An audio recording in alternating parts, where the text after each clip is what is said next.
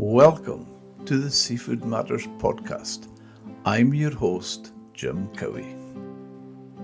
In each episode, I speak with industry leaders, fishery scientists, fishermen, and seafood chefs. We'll highlight the importance of seafood in our daily lives, economy, and environment.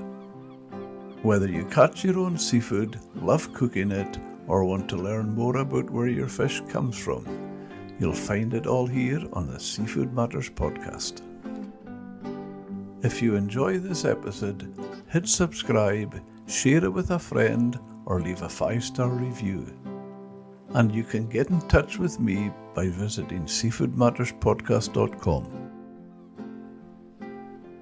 As a member of a family steeped in fishing, his mother was a herring gutter, and John Goodlad's career began when he went to sea on his father's boat at the age of 10. After studying in university for 5 years, he joined the Shetland Fishermen's Association, where he became Chief Executive Officer. He was also CEO of the Shetland Fish Producers Organisation, Chairman of Fishing Innovation and Sustainability, and a board member of the North Atlantic Fisheries College. Serving as Vice President of the Scottish Fishermen's Federation, he then became a fish farmer specialising in the production of organic salmon. In this discussion, John explains how he pioneered annual fish quota allocations and established community-owned fish quotas.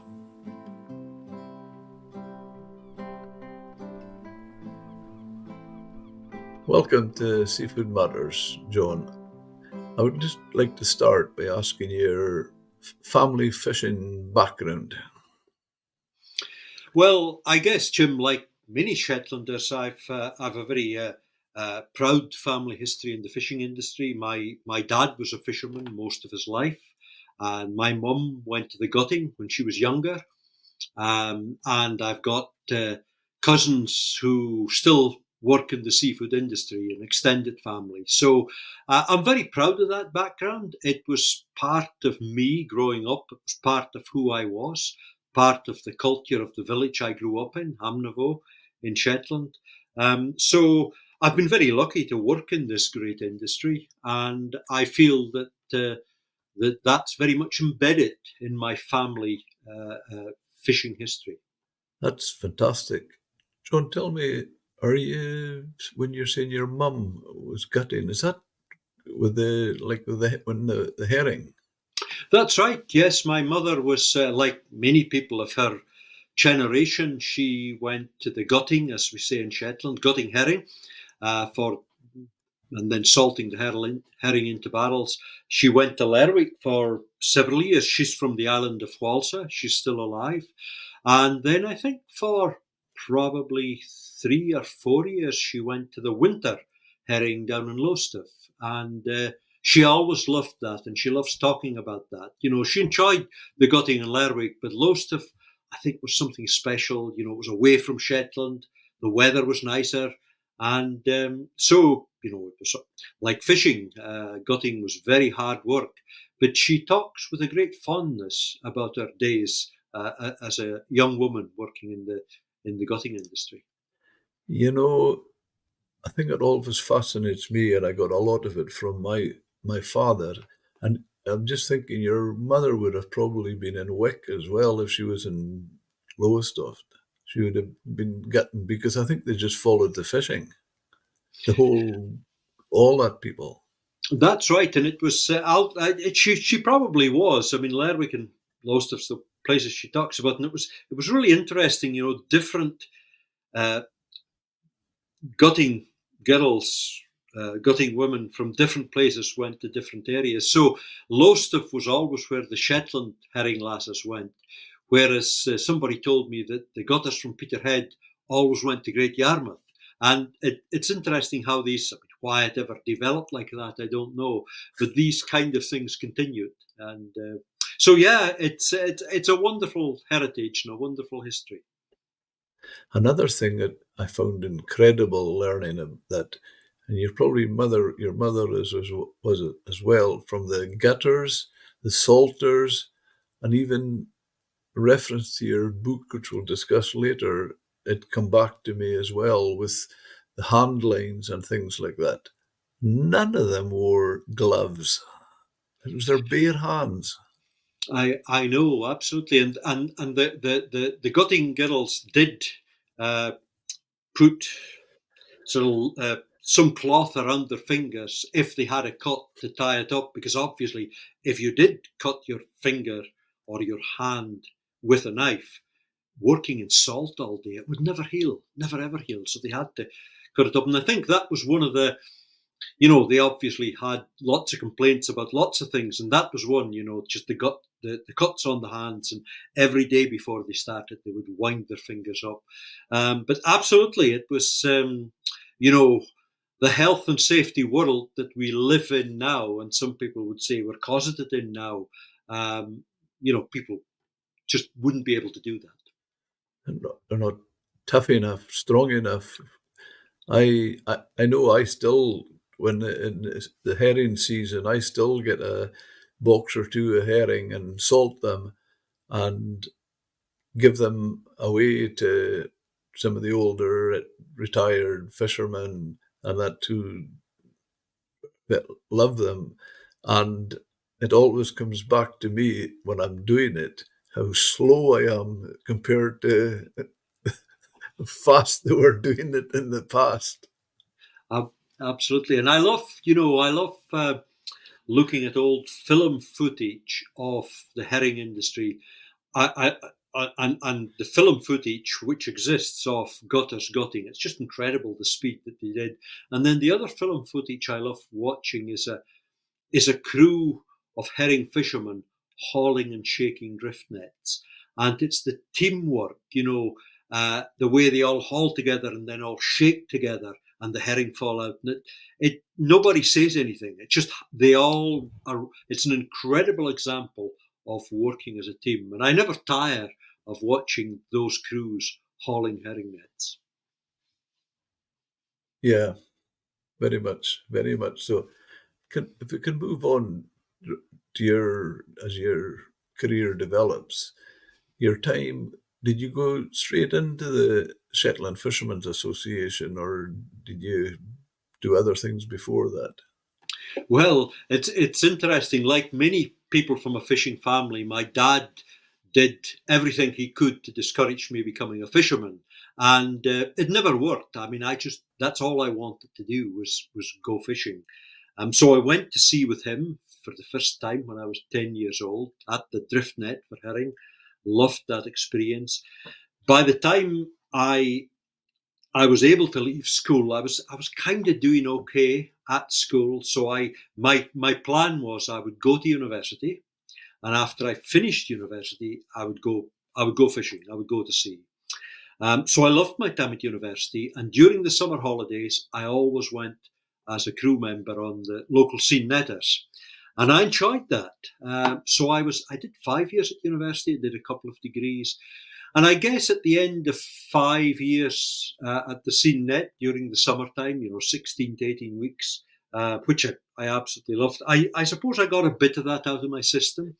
And so when I finished university, a job came up very, very quickly with the Shetland Fishermen's Association, and I took a step into the dark and I applied and I got the job. And I just absolutely loved the job. I was working in an industry which I loved. I was possibly able to use my university degree to some extent to help me do the job to the best of my ability. So that's how I got into the Shetland Fishermen's Association. It was kind of by an indirect route, and it was very much, my original desire had been to go to sea, which I was able to fulfil to some extent by going fishing in my summer holidays. Taking it back to the fishing side and your dad, would that have been the old ring netters? No, that was drift netters, Jim. The Shetlanders never had a fleet of ring netters at all. That was very much a sort of Firth of Forth West Coast thing. And by the time I grew up, this was the early 70s. There was still a fleet, I think, until 1972 of about about 20 drift net boats in Shetland, half from Burra and half from Whalsa. And there's probably the same, about 20 or 30 from the northeast coast of Scotland, Fraserburgh and Peterhead, a few from Stornoway. So it was really it was the last days of the drift net. And in the early 20th century, Shetland had 400 drift net boats fishing, sail powered boats. But Shetland never had ring netters. It was always drift net that was fished from Shetland. In the 90s, we took over an office on the Clyde, and they were all, in fact, Ashley was managing that office for a number of years, and they were all, as we call them, prawners. Langoustines is what they're known by chefs, but fishermen, it's prawns. Every one of them, John, was ex-ringnetters. And I just used to love listening to them, and to picture it, what a dangerous job. I share that fascination, Jim, and I've read quite a bit about the ring net fishing, and when I was involved through the Fishermen's Association in the SFF, Cecil Finn from the Clyde, from Campbelltown, was president of the SFF, and I got to know Cecil quite well, and Cecil had many great abilities as a good fisherman, as a good political leader for the industry, and he also had a great ability as a storyteller. And I just used to love hearing his stories about going to the ring net and when he got his own ring net boats built, and it was just fascinating. So, although I never saw a ring net being shot myself, I think by listening to Cecil Finn telling his stories, I got a little bit of an insight into it. We had for the company we had down in the Clyde, we had each year we had a dinner dance where everybody congregated, and we had settled down one time as a guest speaker, and I was just absolutely fascinated listening to him. But I'll tell you something else about that, John. There was another skipper. Ashley will remember him very well, Billy Gibson. And I thought, it's only right that I tell the audience, mostly fishermen, how the office is going, what it's doing, where we're going, what we're going to do. So I thought but obviously I just maybe stood up for a wee bit too long, and in his broad Ayrshire accent, Billy Gibson, what was his boat, Ashley? Fairmorn, was it? No. He was the Spindrift. Spindrift, yeah. He came up to me and he says, well, this is after the meal before we went for the dancing or the drinking. And he says, well, Jim, he says, in very broad Ayrshire, there's a braw bill of fare. He says, thank you very much. Shook my hand. He says, I'm no great on the legs, so I'm no waiting for the dancing. But he says, your speech fairly shortened the winter. Well, that was praise indeed.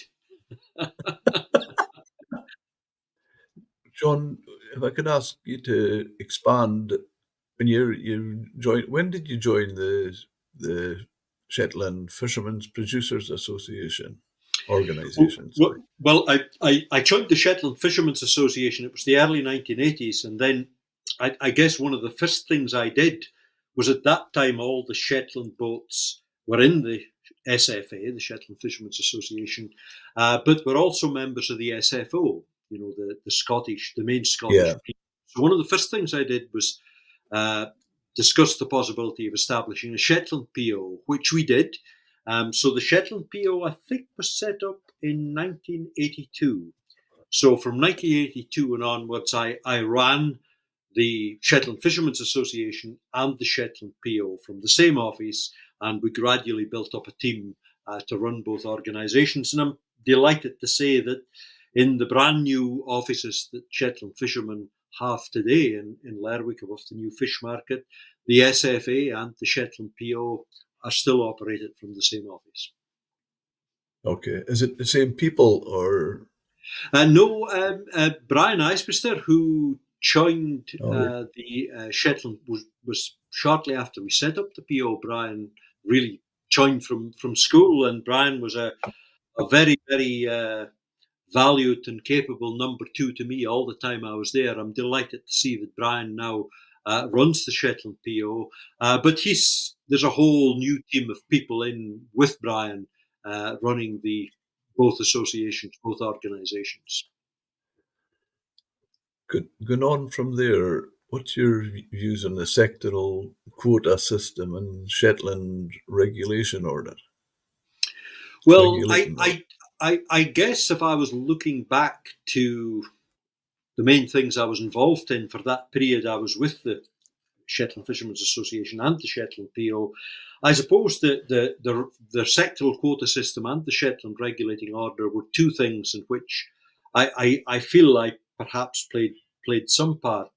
The allocation of fish quotas to producer organisations to manage is, of course, something that everybody just accepts. But, it wasn't always like that.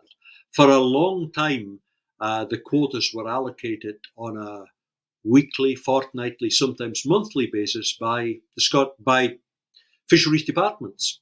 And there was very little flexibility in that system. So the Shetland PO was very much at the forefront of saying, give the Shetland fleet their allocation of quota for the year, and we'll guarantee we'll make a better job of managing it than the Scottish government would. And I'm pleased to say they did that. I think it was 1984. They did. The Shetland PO was the first PO in the whole of the UK to trial the sectoral quota system. I think it was 1984, and it was a great success. And by 1985, 1986, it was rolled out to the whole of the Scottish fleet and then eventually the UK fleet. And then within the Shetland PO, we pioneered the idea of community-owned fish quota. So, as many of the listeners may recall, the Shetland PO was in the forefront of buying fish quota and retaining that fish quota within the PO for the benefit of the fleet as a whole. So the sectoral quota system was fascinating to see how it evolved, and of course it's still evolving. And I was delighted to have played, as I say, my part in helping to establish the system, and then trying to fine-tune that system so that we were able to have some community quota within the PO, which is still used today for that purpose. So I take it you went from there on or up to the SFF, Scottish Fishermen's Federation. That's right. My role within the SFF, I was always sitting around the table at the SFF as the Shetland Fishermen's Association representative. Okay. And so I did that throughout my time at the Fishermen's Association, but then throughout the 1990s, I forget exactly when it was, at the time that Cecil became president, I was one of the two vice presidents of the SFF, and I enjoyed those days. We had many battles within the SFF, and we had many battles between the SFF and UK government, the EU, and so on. And it brought home to me very much that one of the great prizes in the fishing industry, and it's very difficult to get because we were talking earlier about fishermen being straight-talking people, very easy to, express their views forcibly at individual level or at association level and then fall out. And that unity of all the fishermen in Scotland working together through the Federation was difficult to maintain. But no question, whenever we had that degree of unity, we were able to get the best possible deal that we could at the time. So I grew to really appreciate that in my time with the SFF, and I've really fond memories of working with Cecil Finn and then Alex Smith, who succeeded Cecil, and Bob Allen as chief executive. Yeah. And then Hamish Morrison after him. So it was a great team in those days, and I enjoyed that very much. I would take it a step beyond that, John. Now, if you remember, well, I certainly remember, I think you had a lot of credibility as well. It's one word you didn't include in your, and I would certainly include it, and I was absolutely so impressed when you'll remember the occasion when they had we were still in the EU at the time, and we had the midterm review for the common fisheries policy in Shetland. Would that be Oh yes, the 90s? that's right. We had it was when the North Atlantic Fisheries College was newly opened, and Yeah. and we held a conference. That's right, and I, it was pretty impressive. We had one of the senior people from the Commission there. We had the Scottish Fisheries Minister, the UK Fisheries Minister, and the Norwegian Fisheries Minister all speaking. Yeah, I remember that. That was a great couple of days. and one of the things that, I mean, I even by then I had spent quite a lot of time in the industry, and I obviously talked to a lot of fishermen. I was directly involved with fishermen. And I have to say, one of the things that so impressed me was that the relationship and the respect you got from that people. And almost it was something that, well, I know because I got it from, I can't remember the name. He was a Scottish guy, but he was the fisheries minister at that time, although Westminster based. And I can still picture him there. And I think they appreciated people like yourself having the connection with the industry. Well, that's very kind of you to say so, Jim. And yes, I mean, throughout my time with the Fishermen's Association and the SFF, I always took the view that there would be ample occasions when you would disagree with government, but it was one thing to disagree and to articulate your arguments well. It was quite another thing to then say, okay, this is what we don't like, but here's some suggestions for what would work and what the fishermen would be prepared to accept. And I always found as a formula that was important. I'm not suggesting for 1 minute that every idea I put forward the government ran with, but I think the government got very fed up with everything they proposed. The Fishermen's Associations just said, no, that won't work. And they really listened when Fishermen's Associations said, well, look, that won't work, but if you do it this way, that will stand a better chance of success. And I think I always tried as far as possible to get the Fishermen's Association in Shetland and the SFF to try and be proactive and come forward with some ideas. And I think that's when political lobbying by Fishermen's Association was at its best, when you articulated what was wrong with what the government was proposing and then made suggestions for what would work better. Yeah, rather than knock everything back. Yeah, exactly. Yeah. May I ask a question for the audience, John? To put this in context, when you were at the height of your job there, can you tell me how many vessels you represented in the Shetland Fisheries Association? I think the Shetland Fishermen's Association at the time had something like 120 vessels, something like that. And the Shetland PO, which was the large, really was just the whitefish and pelagic vessels were in the PO, not the shellfish vessels. I think we started off with around 70 in the PO.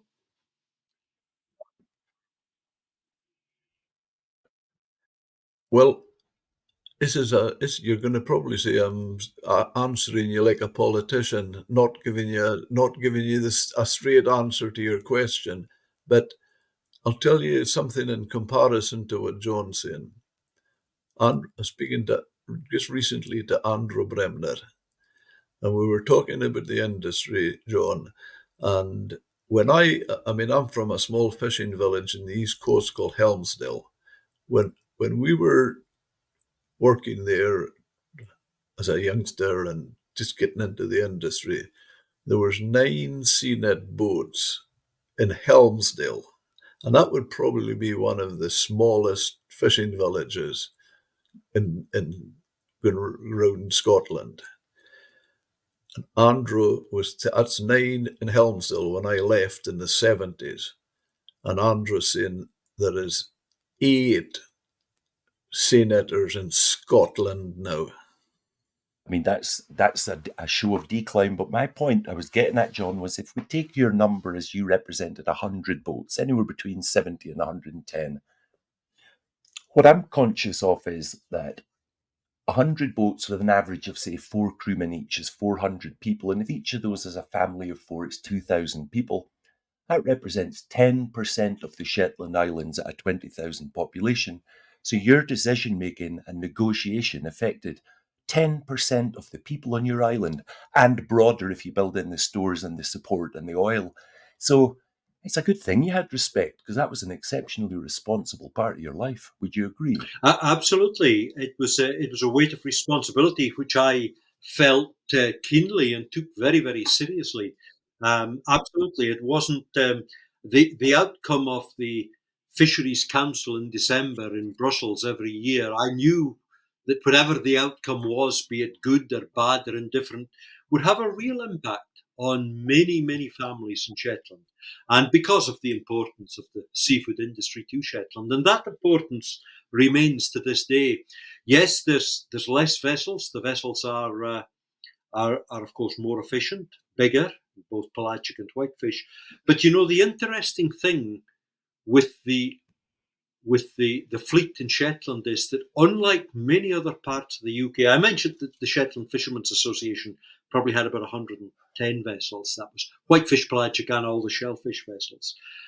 As a reason, I reckon, now not all of these vessels are perhaps members of the Shetland Fishermen's Association now, but the entire Shetland fleet, including a hugely expanded inshore fleet, is probably over 200 now.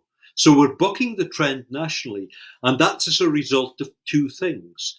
First of all, Shetland has built up a very large fleet. I think at the latest count it was something like 160 mackerel handliners and cod chiggers. And these are often part-time fishermen. This is how young guys get into the fishing. And so that's built up really over the last 5 or 6 years. So that's increased the fleet. These are all under 10-metre boats. And then secondly, the local management of the shellfish industry through the Shetland Regulating Order, which I was very much involved in with the Fishermen's Association. That means that the local shellfish industry is managed locally through a permit scheme and a whole range of other methods. That's conserved shellfish stocks. The shellfish stocks have never been in better shape, and there's more boats fishing shellfish now than were when I joined the Shetland Fishermen's Association all those years ago. So yes, the industry is completely different from what it used to be, and there's less whitefish trawlers and less pelagic boats. But in this inshore sector, both shellfish and handlining for mackerel and chigging for cod, there has been an expansion of the industry. And it's wonderful to see. This is where many of the new recruits for the industry in Shetland are coming through. It's just fantastic to see that. I always felt there was a vibrance in the Shetland industry anyway, John. But the other thing that's maybe you have to be careful with, Ashley, when you're asking the question about, and I'm saying about the difference between Helmsdale in the 70s and what Andrew says about the Scottish fleet now, and very much the same with John and Shetland. The numbers are down, but the size of the vessels and the catching capacity has greatly increased. So they're a much more efficient, well-managed unit. while the size you're suggesting of the fleet is increased and their catching power is increased, would you say that so too has their competition from foreign vessels increased? The increase is very much I'm referring to is very much inshore. It's within the regulating order is only within 6 miles of Shetland, Okay. and the handline mackerel fleet is very much within 6 miles. And within that area, there's no foreign competition whatsoever. Okay. The foreign competition, of course, is in terms of whitefish vessels in the North Sea and west coast of Scotland and pelagic. And I think, there's a lot of people quite rightly are are saddened at the reduction in the size of the British and Scottish fleets, and often make the comment that it's only the British fleet that's reduced.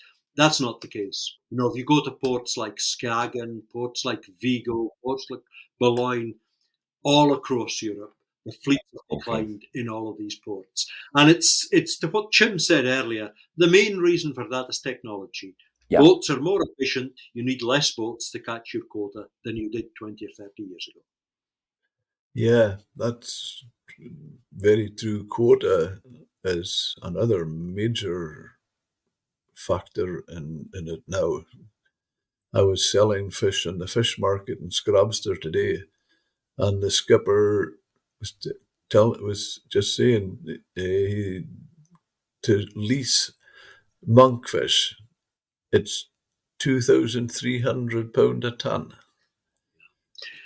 Absolutely, and I mean with the quota system has come lots of unfortunate side effects, I suppose you could call it, or implications. One is the cost of leasing and buying quota. It used to be that fish was for free. Now you have to buy the right to fish through quotas.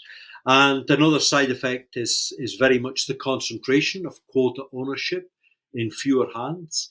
And this is not unique to the UK. In every country of the world which has adopted the quota system for managing fisheries, and I think that's pretty much every country in the world, whether it's New Zealand, Australia, United States, Russia, Iceland, Faroe, Norway, and so on. Quota ownership does concentrate into fewer hands. And that, I would guess, is one of the challenges that governments have to try and say, is that something that we think is fine, or is it something we want to try and mitigate? And to some extent, what's happened in Iceland, and to some extent what the Scottish government has done with providing a degree of quota availability for the under 10 metre fleet, whether that's mackerel or cod, is kind of mitigating against that. I referred to that earlier. But it's a complicated situation, and each country and each fishery and each species will be different. John, this is a fantastic moment to tell you this.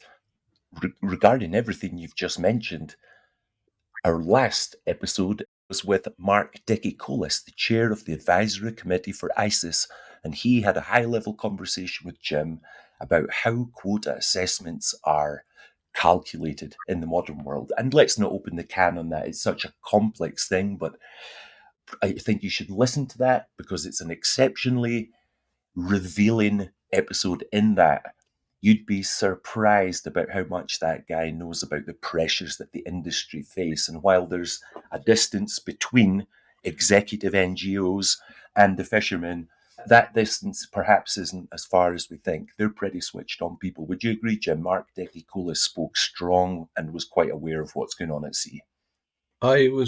Yes, I would have to say he was. The fascinating thing for me in it all was not so much the ICES, Mark Dickie-Colas, it was the one before that with Michael Kaiser, who's a fisheries scientist in Heriot-Watt University. And John, I'm actually quoted on the thing, on the podcast, of saying to him, I says, Michael, I'm hearing you. I says, I just wonder if there a disjoint or something happening in between us, is because I speak to lots and lots of fishermen. And I says, you're telling me that you feel you want to speak to fishermen more and be more involved with them. and I can tell you they want to speak to you. Absolutely. No, I will have to. I listen. I'm an avid listener to your podcast, Sirius guys. But I heard Mike Kaiser's one, but I haven't heard the last one with the guy from ISIS, and that's It's not published yet, John. well, that's why I haven't heard it. When's that coming out?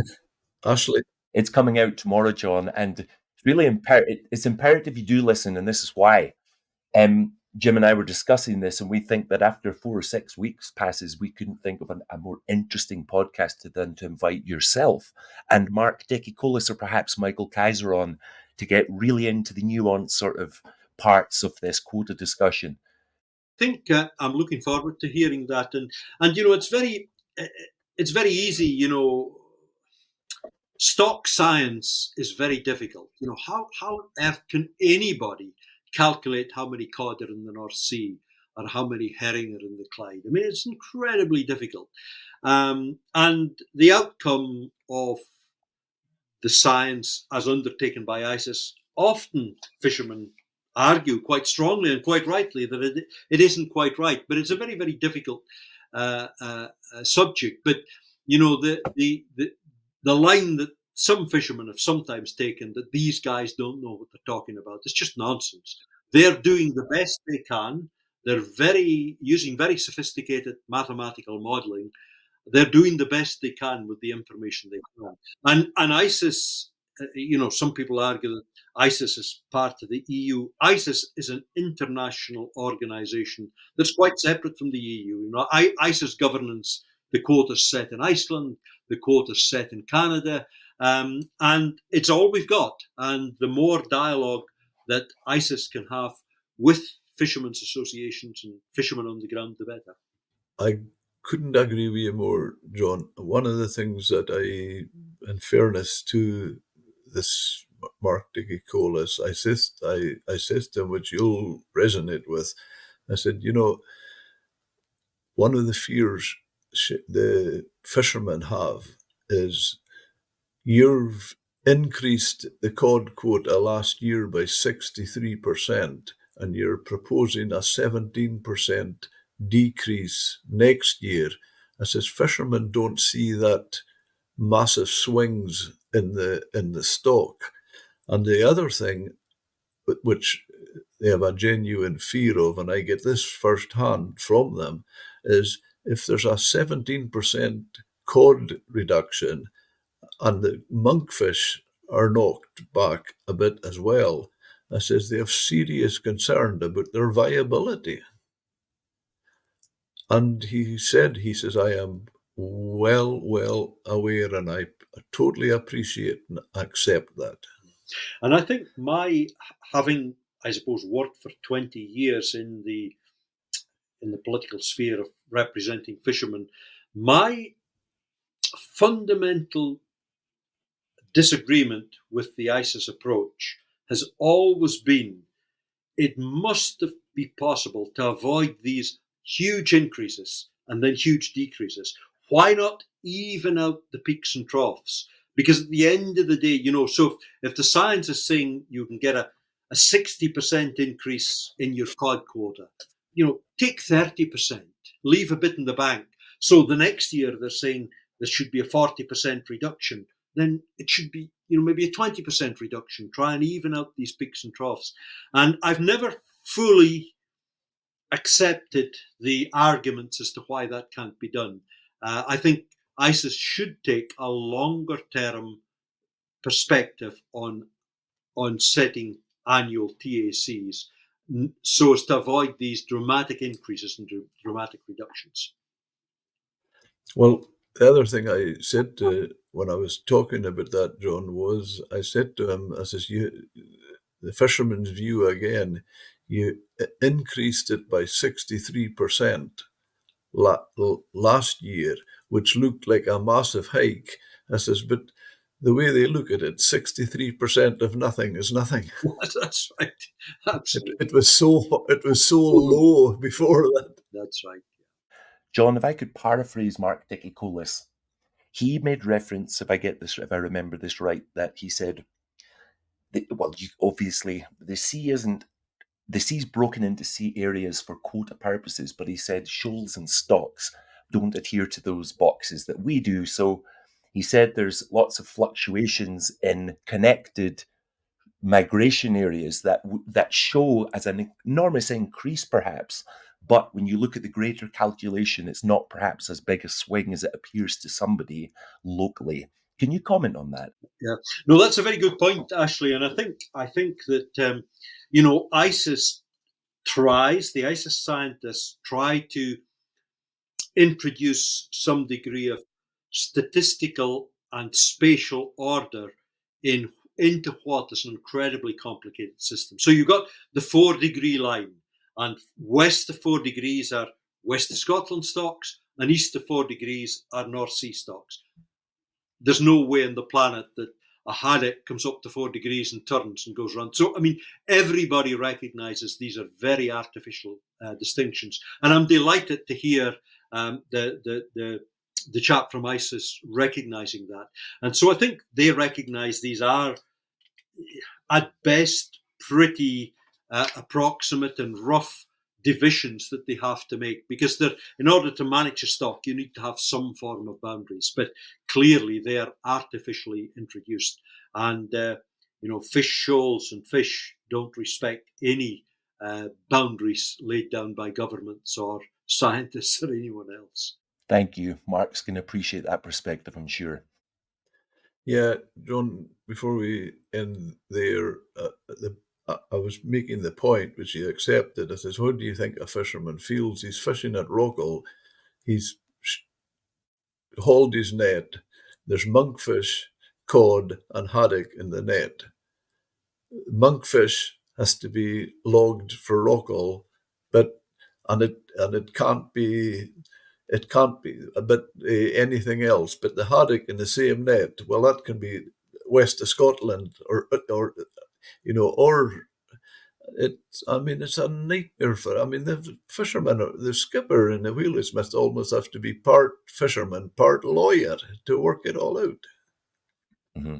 And so too was Mark's answer, because when you asked him to explain that, he had a big, long, pregnant pause. And I don't remember the nuances of his answer, but when I heard it, I thought, he's been asked this and pushed on this so many times that he had this kind of standard answer that came out to deal with it. But by no part of it bullshit. He's the first to admit this isn't an exact science. And we're dealing with data. We're dealing with hard data from some boats that are using technology. We're dealing with anecdotal data from smaller fleets. And it's an enormous chaos of data. And they try to derive then information from that, and then they have to pass that on to governments who have a part of how that data is presented and interpreted. So yeah, this is great. I'm delighted to go further into this quota science. I think it's something that our audience will find really interesting, from fishermen to the person cooking with the fish at home. Yeah, John, you went into fish farming. Did that come after your role in the SFF, SFA, and SFPO and that? Yes, very much so. When I was working for the SFA and Shetland PO and the SFF work, I was very much aware that a brand new seafood industry was just exploding in Shetland in the 1990s, with lots of salmon farms being set up. Same as happened on the west coast of Scotland and happened in Faroe and Norway. And I was intrigued by fish farming. It was completely different from fish catching, but it was also producing a high quality seafood product. So I suppose it was just a coincidence of circumstances. My uncle, who had recently sold his own fishing boat, was working on a fish farm, and I got talking to him, and he and I went into partnership and established our small salmon farm, and we built that up over a period of years. So by the time I left the Shetland Fishermen's Association, Shetland PO, we had established a fish farm of considerable size. So we farmed salmon, and our total tonnage by the time we'd reached that was probably about 2,000 tons. I was employing 10 workers on the fish farm. We had a fleet of different workboats. And I'm delighted to say that nearly all the people employed in my fish farm had either been full-time fishermen or had been fishermen at some time in Shetland. And I've nothing but respect for these guys that I had the privilege of working for me. They were seamen to expert with nets, with engines, and particularly knew how to work with fish. So I was very lucky, and Shetland fish farming has been very lucky to tap into that incredible talent pool. So we did salmon, and then when the price of salmon collapsed in the early 2000s, I looked at organic salmon because for the simple reason that organic salmon was getting a better price.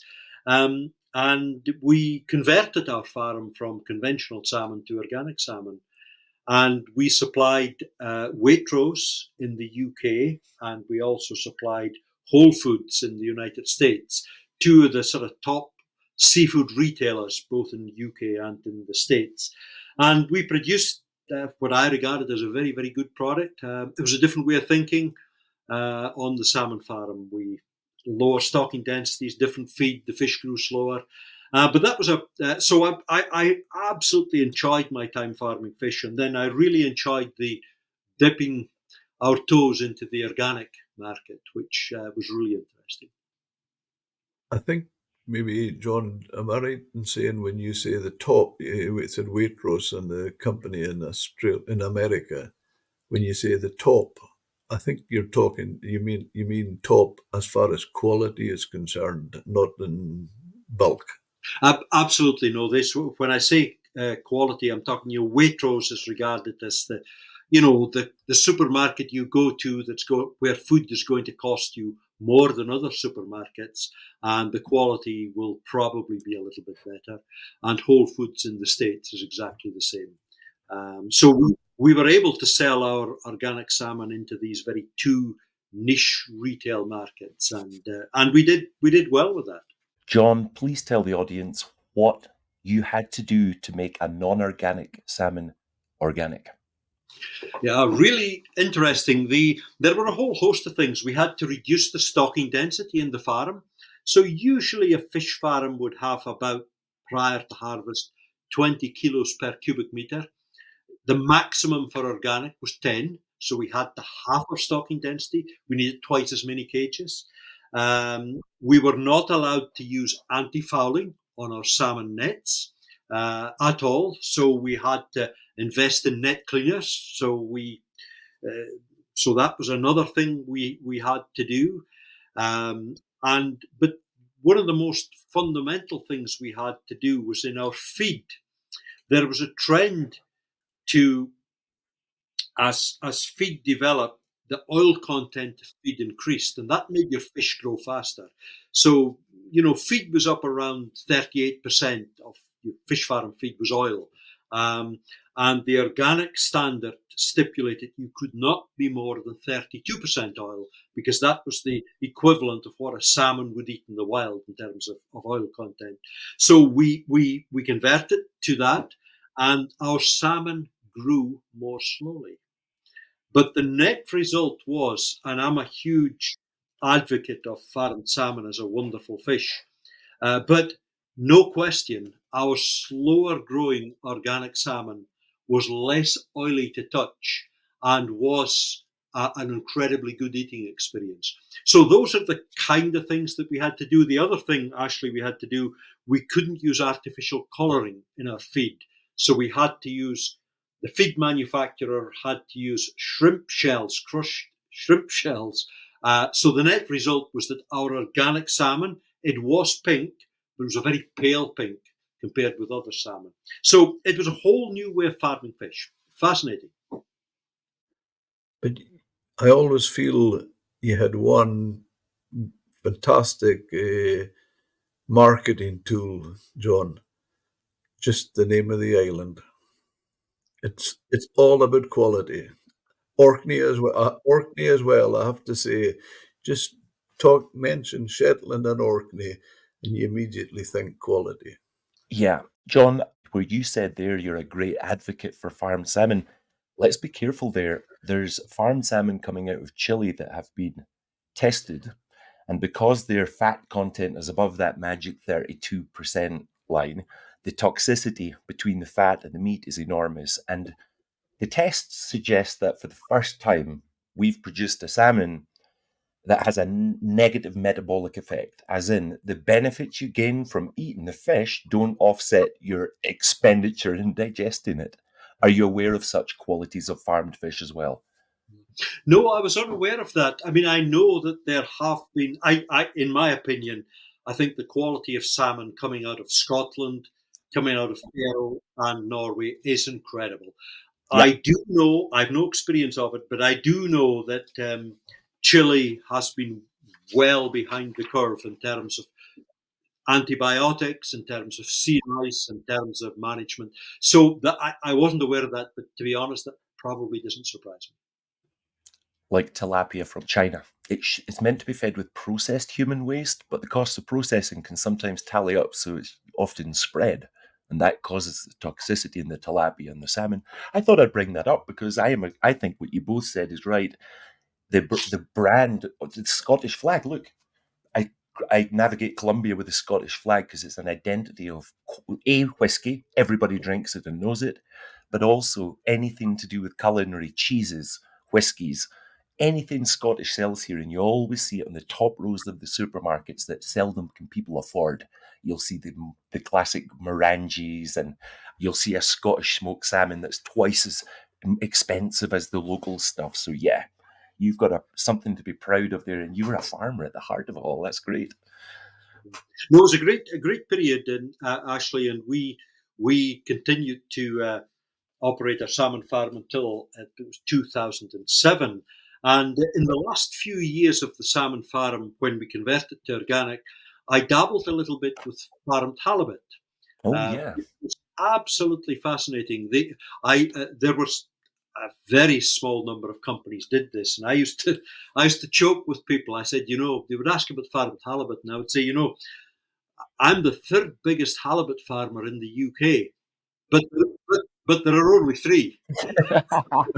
Yeah. But I really enjoyed it. We got our juvenile halibut sometimes from Otter Ferry on the west coast of Scotland, and when we took a shipment from Iceland, and we grew them, and it was a kind of an add-on to the salmon farm. We used the same boats. The halibut were fed at the end of the day when the guys had finished the salmon work. So it's fascinating, but it never really became commercially viable because it took 4 years to bring a halibut to market size. Mhm. It was just too long. Your natural mortalities, you were losing a lot. And then, unbeknown to me, the female halibut grow to 7-8 kilo, and Jim, you'll know this. And a 7-8 kilo halibut gets premium price whether it's farmed or wild.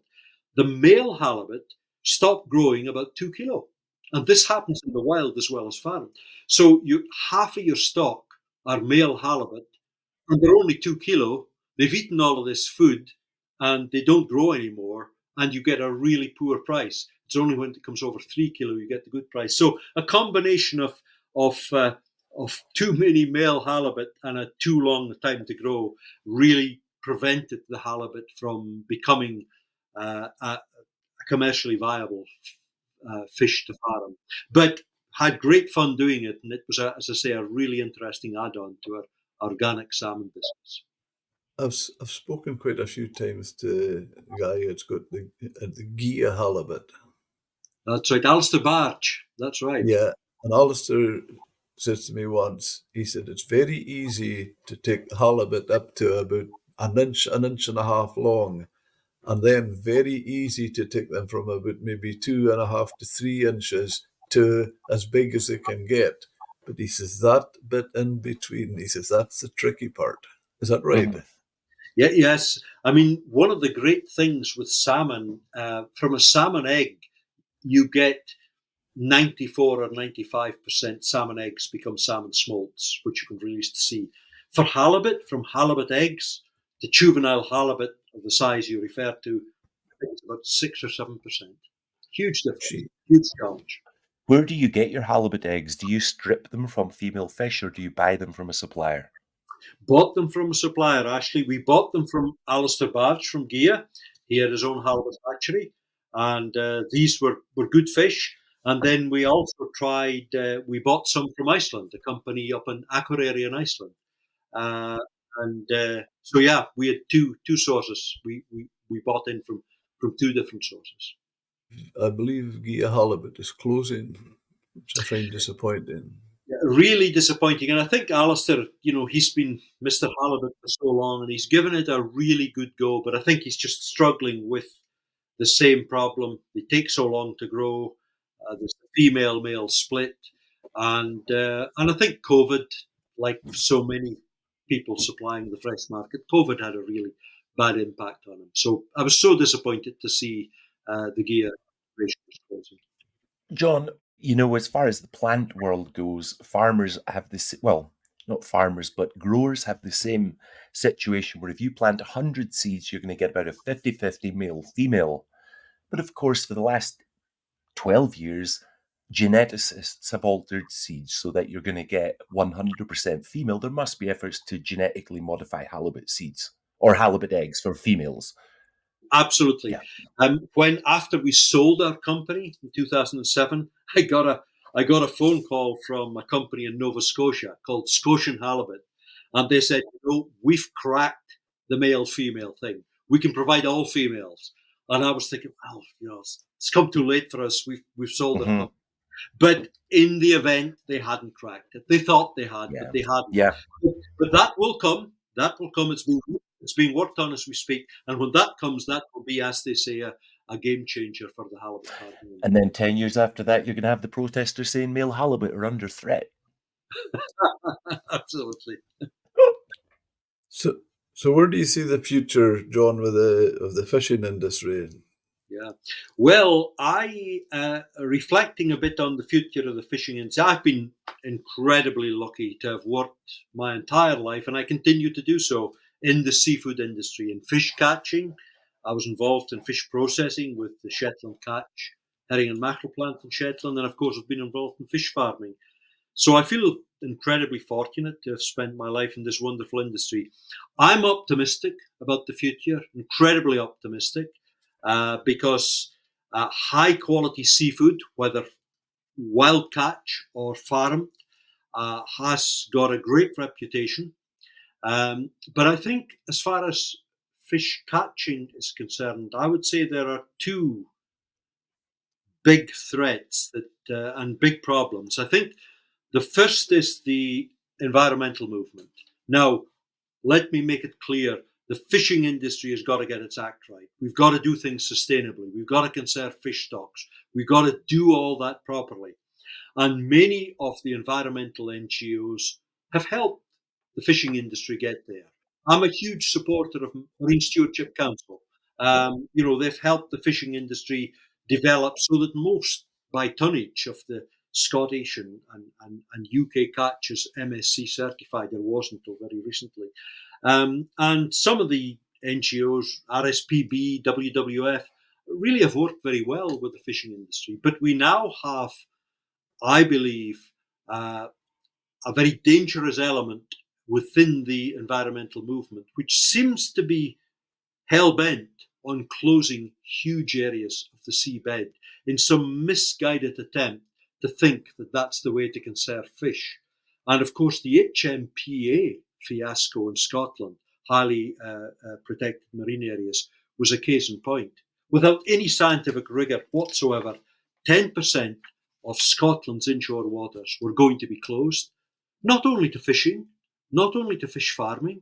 You couldn't drop an anchor, you couldn't go swimming, you couldn't sail a boat, you couldn't go windsurfing. It was unbelievable. And yet, that got to the stage of a consultation document. And I'm delighted to say the opposition from coastal communities throughout Scotland, the hit song by Skipponish, the Celtic band, the principled opposition by one or two politicians, and namely Fergus Ewing, who tore up the consultation document in Parliament and said it was the product of wine bar revolutionaries. All of that combined to get it dropped. But it was a close run thing. So I see that this unreasonable, simplistic, green campaigning is a real threat to the seafood industry going forward, fish farming and fishing. And I believe what the fishing industry has to do is take ownership of the sustainability issue. We have to stop reacting to proposals.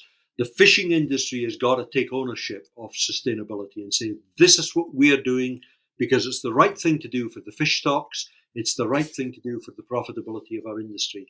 And I think we're beginning to see that with, there are many examples, but I would just mention two.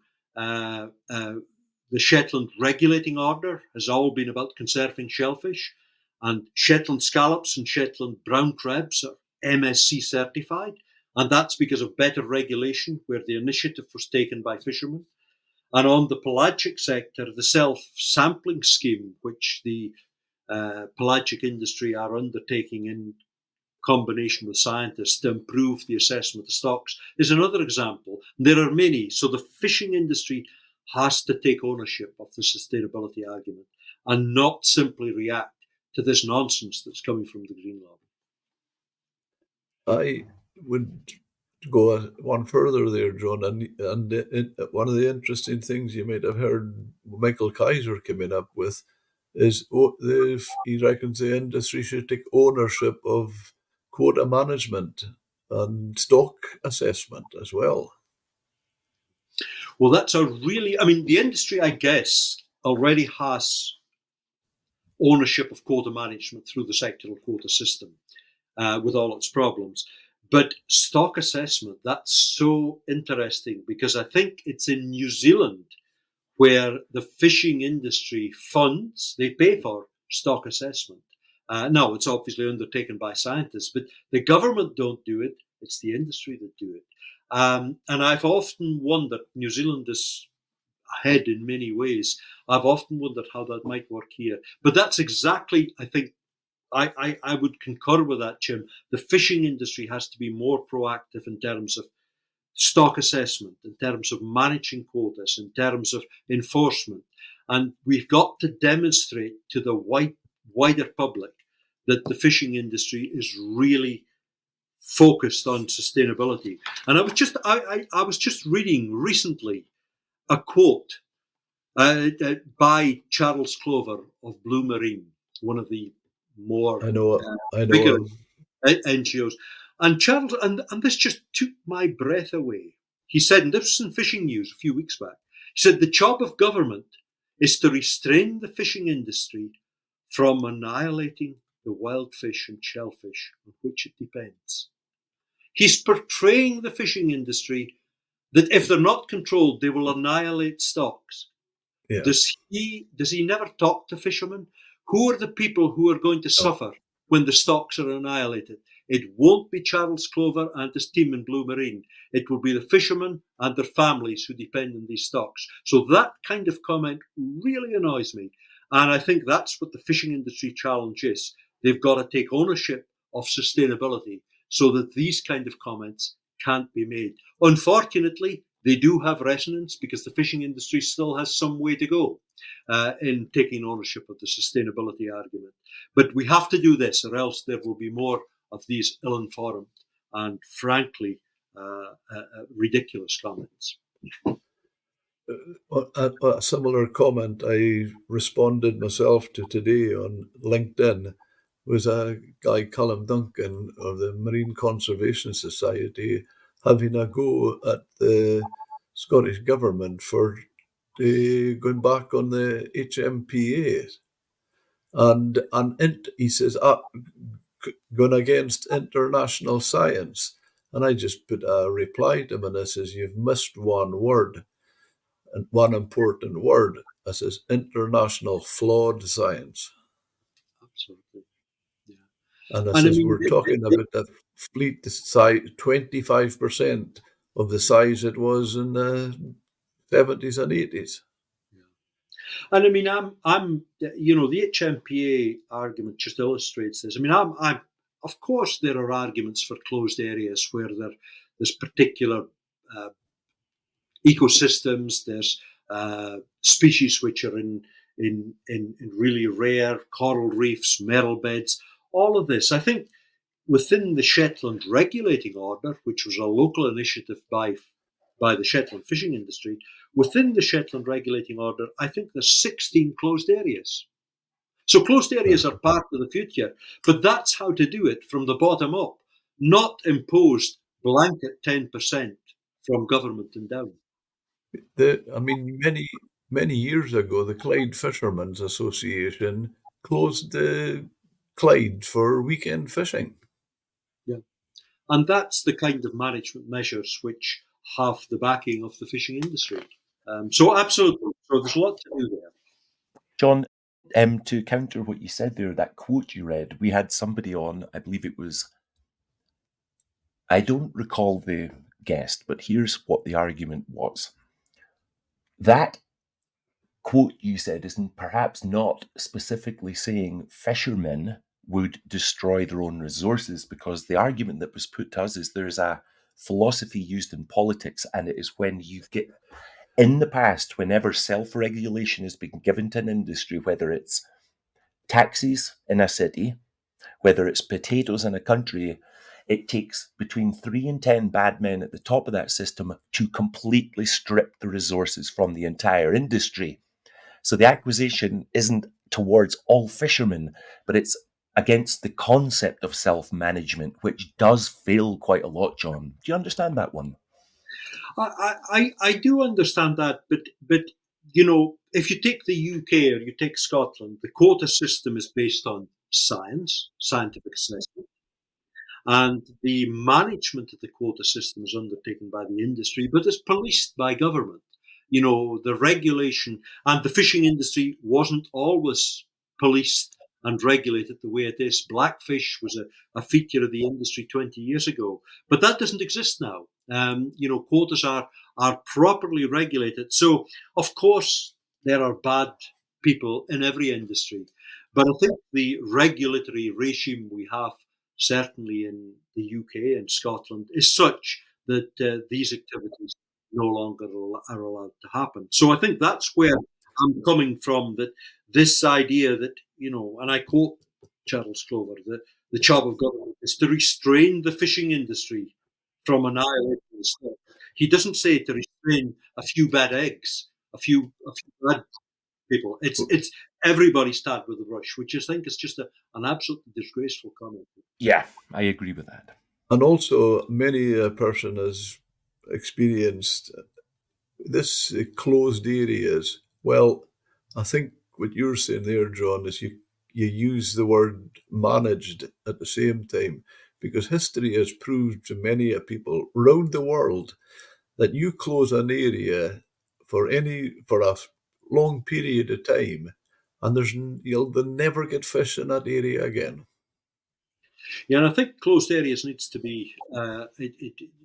I think there is a place for closed areas, but they've got to be properly based on proper science, and I think agreed with all the participants.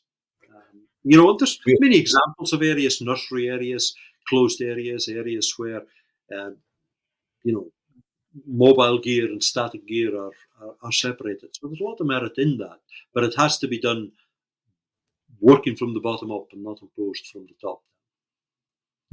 I always think it was a successful method the Faroese used. We had that for a number of years. It went on, and there was from May the inshore areas opened from May to October, and the regulation was the length of your boat had to be within a length, and your horsepower had to be below, I think it was 500 horsepower. Over that, you weren't allowed in, and I think it is about, in old money, 70 feet. And that was really fantastic. And my goodness, when I think of the size and the quality of plaice and lemon sole and things like that, it was just fantastic. And then it got arrested come October, it stopped again. And a sophisticated fisheries management regime will incorporate all of these things, but it's got to be done with industry support. And it's possible that can happen as Shetland regulating order. I keep coming back to that, but it is possible for these things to be done, or, as you say, Jim, with what the Faroese did. Can I hold us there for 2 seconds, guys? What's happened here is, which is wonderful, is we've got a 1 hour, 17-minute natural place to end an episode. However, we haven't even started to discuss Salt Roads and books. So we have two options. We do our thank yous and we have an episode right here, which we get to publish in the next couple of weeks. And John could become a friend of the show and come back for another episode again. And I think we could get 2 blocks out of it. But I'll let you decide, Jim. What do you think? You mean I'm not getting to fire all these questions I've written down about the Salt Roads? We can. I wonder, we're mic'd up, it's working, we've got into our routine. Let's, that's the first bit. Why don't we just move on to the book, and then that can be a second podcast, but record it just now. I love your enthusiasm. I can't believe you're prepared to sit for another hour and a half, but it is your stuff.